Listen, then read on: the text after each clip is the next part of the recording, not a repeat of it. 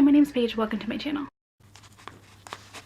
So in January, I decided I wanted to get rid of all of my debt. It's not very much. I didn't start very deep into debt. I just had my student loans and my car payment, but I did have my appendix taken out last year and all of those medical bills on top of Christmas spending and the holidays and my student loans and my car payment all just kind of made me a little overwhelmed at the time, and I decided I just wanted to be done with debt. So in January, February, and March, I actually tried to spend no money on anything, and I did a pretty good job. But then when quarantine happened, I realized I wanted to read, so I decided to budget out some money for books. And I will say March, April, May, June, July, I was kind of giving myself way too much money to spend on books. It was still within my budget. I was still able to pay all of my bills that I needed to, but it was too much. I was allowing myself to buy upwards of 50 books in a month, and that wasn't sitting okay with me because I wasn't reading all of them within the month.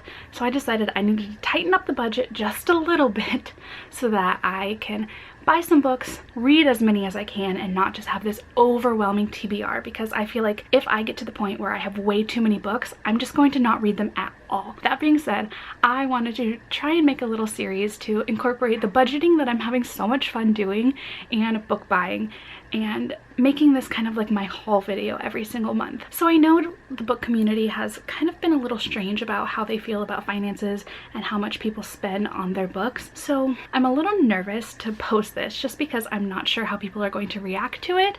I don't want people to think that I am bragging about how much money I make and how much I'm able to spend on books every single month. I just want to share how much I spend and what I spend my money on, because I think it's so interesting to see what people choose to spend their money on and where they spend their money.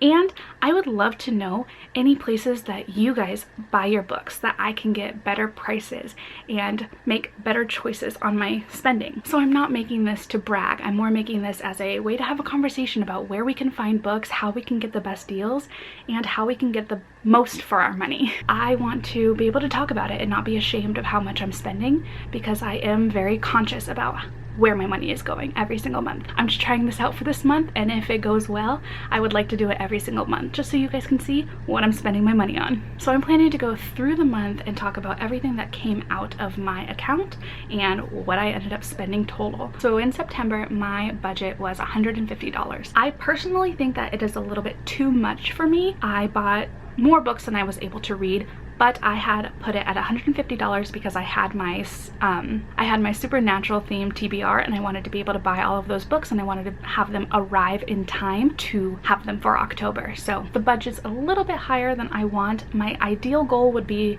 around or less than $100, but $150 is less than what I have been spending since March on books.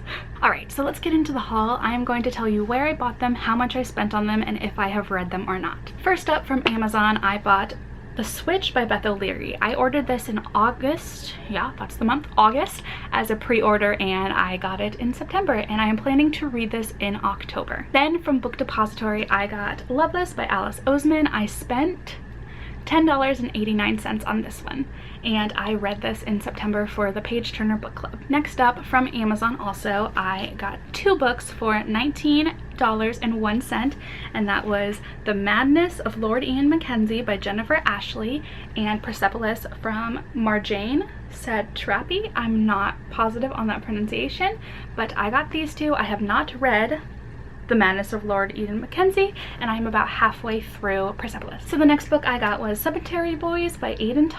I paid $13.61 on Amazon for this one, and I am almost finished with it. I am buddy reading it with Nat from Nerdy Nat Reads this month for my October TBR, and I love this so much. Then again on Amazon, I spent $7.56, and I got Go Deep by Rosie Adams, and I read this for September. So then I was charged for Scribd, and I am including Scribd and Audible still in my budgeting for books because I'm not certain if I'm going to keep these subscriptions for an extended period of time.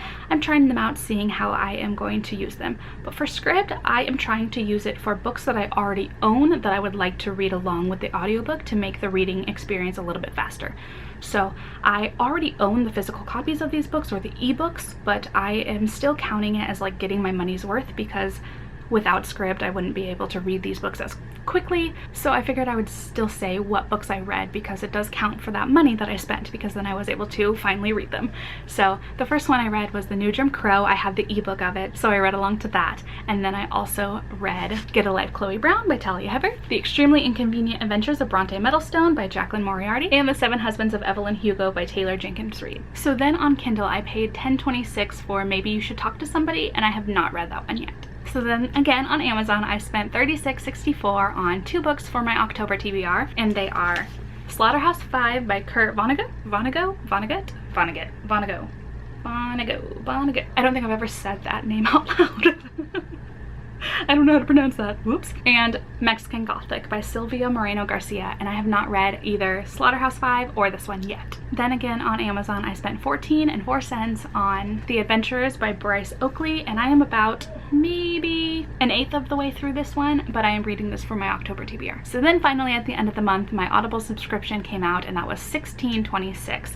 And for Audible, I am trying to get the best deals that I can, so I've been looking at the 2-for-1 deals every single month and trying to get 2 audiobooks for the price of 1. So the ones that I chose and will hopefully one day read are Throne of Glass and The Rage of Dragons. So I hope editing me was keeping track of all of the prices that I was spending and showing you a running total. If not, I spent a total of $153.69. So I was $3.69 over budget, but I was able to buy 16 books. On average, that's about $9.60 per book. So of the 16 books, I have read 5 of them, and I am planning to read 4 of them in October. So I definitely think I could do much better, and I am trying to do better in October with how many books I'm able to get for the price that I'm budgeting out for. But for the first month that I'm really trying to be better about a budget, I think I did a pretty decent job. Having 16 books, reading 5 of them, having 4 more that I'm planning to read, I feel like that's a good percentage of them that I'm actually reading right now. It doesn't mean that my physical TBR is very small, but I'm trying to be more conscious of that.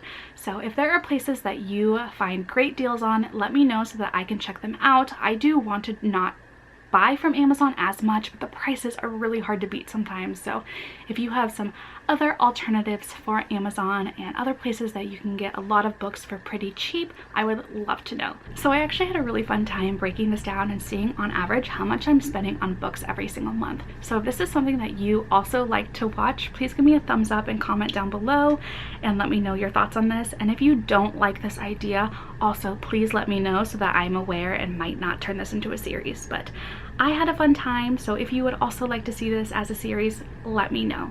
If you have not already subscribed to me, please subscribe. I would love to get to know you. I also have Twitter and Instagram. If that's somewhere that you would like to chat with me, that would be super awesome. I'm still trying to find more bookish friends. Thank you so much for watching. I will see you later.